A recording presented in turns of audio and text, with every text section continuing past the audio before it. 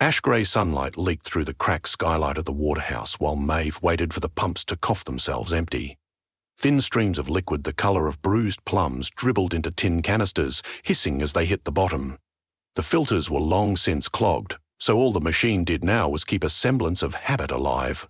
She dipped a ladle, tasted, spat. Still bitter with lead and trace ketones, hardly fit for scrubbing boots, much less drinking. Outside, a dozen neighbours stood in line, with sloshed-out jugs balanced on their hips and desperate hope in their eyes.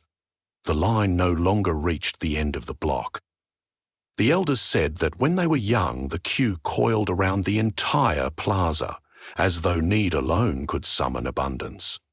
Too many had learned the new math of drought. If the taste does not kill you today, the tumours will tomorrow. Maeve gave each family a quarter ration and tried not to memorise the cracks in their lips. When the last jug had been topped off, she shut the squealing valve and sank onto a crate. Her hands smelled of metal and something acrid, a chemical she could never quite name. She rubbed her palms, as if friction could erase the futility. The waterhouse felt like a tomb. Instruments gutted for parts, barrels lined up like coffins, echoes of passing conversations about the weather that never changed. Tomorrow she would ride farther west with a fresh set of drums, betting on rumours of an artesian seat that probably no longer existed. Every day the horizon moved, every day the thirst followed. That night, while wind slithered through the gaps in the sheet iron walls, Maeve's grandmother wheeled her oxygen cart to the foot of the cot. Gran had the translucent skin of someone whose veins were too tired to hide, but her gaze remained bright, like the last ember in a die-hard coal. She pressed a silver button, and the breather purred. "Your mouth is set like iron," she observed. "I rationed them tighter today." "Fairness carved from famine. Hard work." Gran patted Maeve's wrist, then withdrew a folded scrap of aged vellum. On it, drawn in ink that still shone, was the outline of a bird, wings spread wide, feathers rendered as long, overlapping mirrors. "You remember the legend of the Mercury Swans?" Maeve sighed, but fondly. "Swans that glide across toxic lakes, purifying water with mirrored wings. I remember every bedtime telling." Gran's fingertips traced the bird. "People have stopped believing. They forget miracles are bargains, not gifts. Promise me you won't." Miracles, Maeve thought, were as endangered as clear water. Yet when she nodded and slid the drawing beneath her pillow, a strange current quickened under her ribs, half nostalgia, half need. 2 days later, she rode west on her solar bike, panniers rattling. The plain was a graveyard of smokestacks and toppled cranes, steel bones rusting into dunes. Far off, a glint caught her eye, like a shard of sun trapped in mid-air.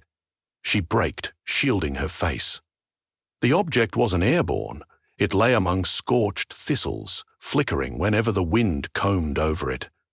Maeve knelt and brushed away soot. In her calloused palm rested a feather, yet unlike any she'd seen. Its quill was quicksilver, cool but not wet. Its vein, thin as glass, caught reflections and bent them so that she saw her own astonished gaze split into prisms. For a moment, she heard water lapping against an invisible shore. Then the feather dulled, as if exhausted by revelation. She locked the bike, packed the feather in cloth, and sprinted back to the settlement. Ran's fingers trembled when she unwrapped it. "Dead Lake," she whispered. "The swans roost there in forsaken seasons. Bring this back, and maybe they'll listen."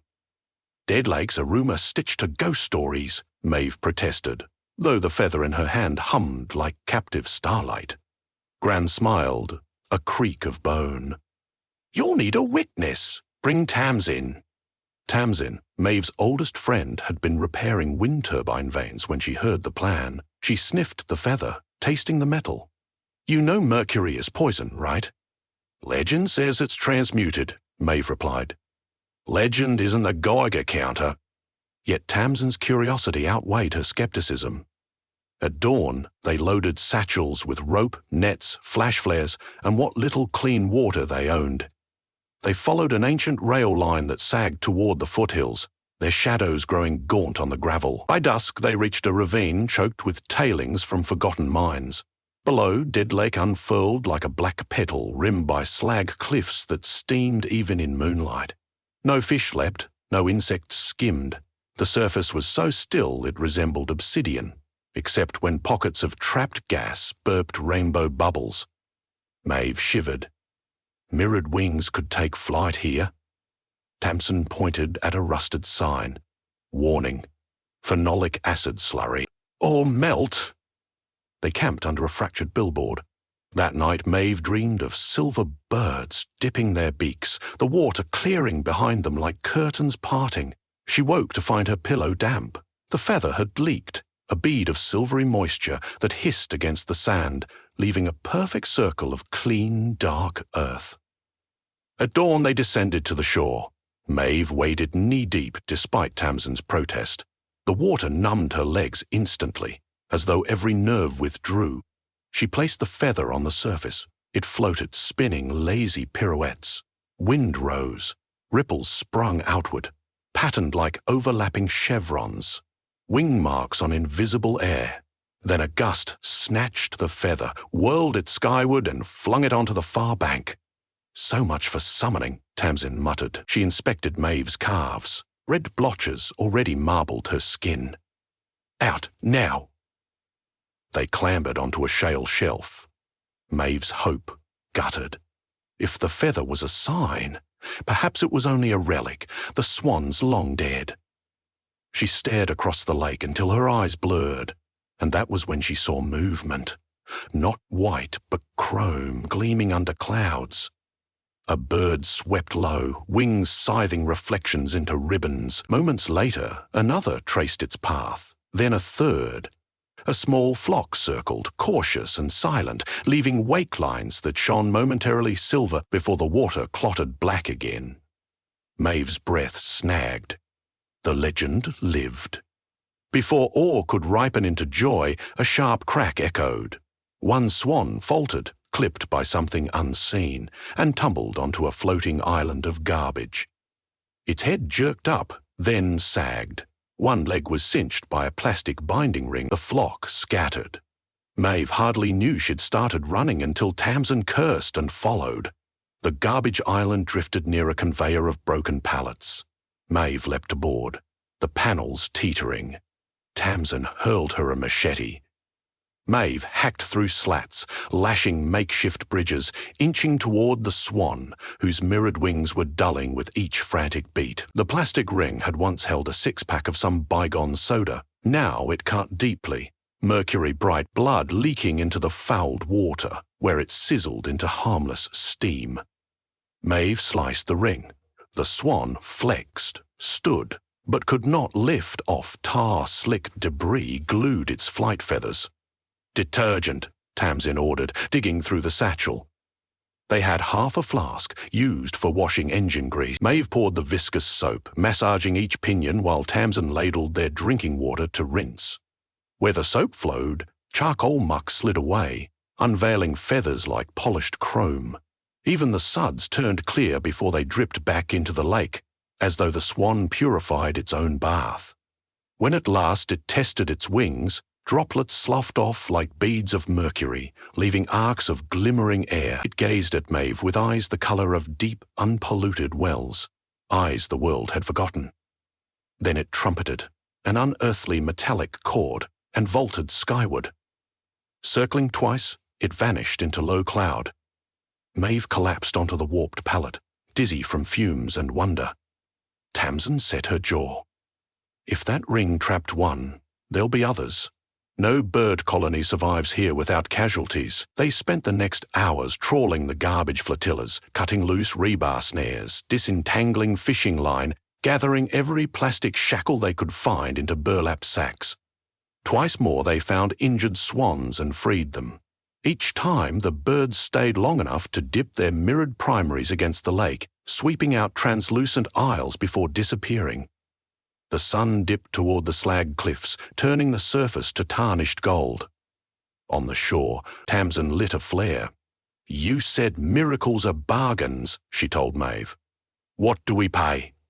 Maeve recalled Gran's words. Miracles are bargains, not gifts. She looked at their sacks. Each ring, each coil of line a sin tax extracted from the earth. We pay in undoing harm, she answered. They built a pyre of trash on the shoreline and burned it, the smoke sour, but the sight cathartic. As twilight deepened, a chorus of wing beats answered like drums. Dozens, scores of Mercury Swans arrowed their bodies catching the first stars. They glided so low the tips of their wings kissed the lake, and wherever they touched, colour bled away from the water's toxins. Black faded to indigo, indigo to midnight blue, blue to lucid crystal. Each mirrored feather seemed to drink poison and exhale clarity. Fish skeletons on the bottom re-fleshed into shimmering schools. Water fleas skittered, reeds thrust newborn shoots through the silt. Maeve and Tamsin stood awash in reflected starlight. The swans wove interlocking figure eights, a choreography older than language. At the pattern's centre, the healed swan they'd first rescued dipped its beak, then rose, releasing a ringing note that scattered fog like curtains parting from a throne room. Behind them, someone gasped. Villagers lined the ridge, children on shoulders, elders leaning on canes, drawn by rumour of silver birds. Maeve spotted Gran, oxygen tube fluttering in the clean evening air. Tears carved bright paths down her lined cheeks. The flock banked hard, seeding droplets that fell as rain. Each drop struck Maeve's arms, cool and sweet, tasting of alpine melt. She laughed, open-mouthed, and felt years of bitterness rinse away. But just as exultation peaked, a shriek of engines shattered the harmony. A convoy of tankers rumbled along the opposite bank, emblazoned with the sigil of the Water Brokers Syndicate. Spotlights flared, trapping the swans in sharp white tunnels. Loud hailers crackled.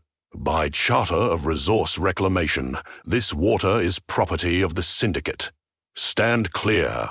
Hooks arced from cannons, nets designed for tuna but scaled colossal. Two swans were ensnared before the flock scattered. Turbines roared, corralling them against a freshly deployed boom saturated with oil to foul wings.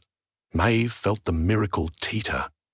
If the syndicate captured even a handful, they'd breed them, harvest purification oracles, and sell water back to the dying world at a premium. The flock's gift would be chained. Tamsin nudged her. We either watch or we wager. Maeve's legs shook, but she looked at Gran, who nodded once. Bargains. Maeve sprinted toward the tanker line, villagers following. Rocks slung from slingshots pelted spotlights.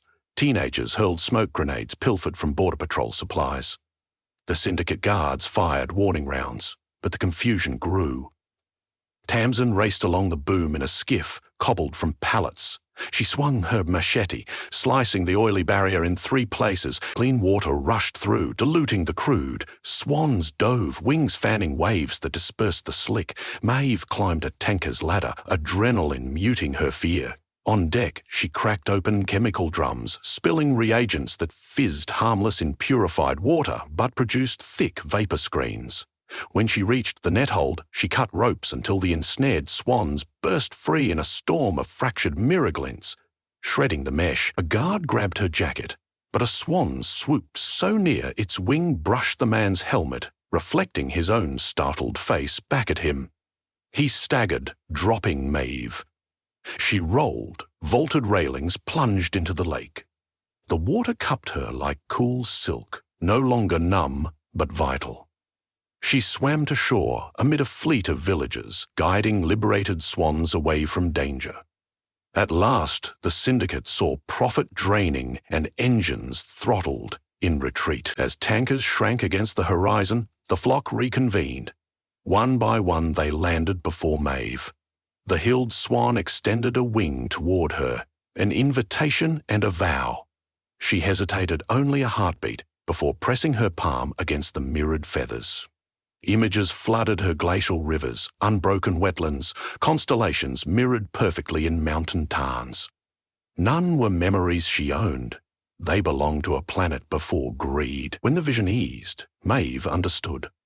The swans would continue their perp, but guardians were needed to defend the waters they restored. The flock rose, orbiting Dead Lake in tightening spirals until the lake's very name became a lie. For nothing about it was dead now. It shone turquoise and alive, ringed with reed beds already full of frog song.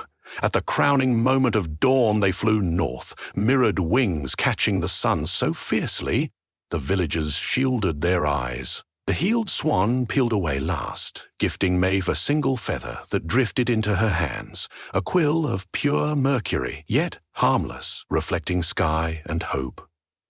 Gran touched the feather. A bargain honoured. In the weeks that followed, channels from the rejuvenated lake were dug with communal labour. Crops were coaxed from soil thought sterile, and children learned to swim in waters that no longer burned. Patrol towers rose, not to hoard the resource, but to watch for engines bearing nets.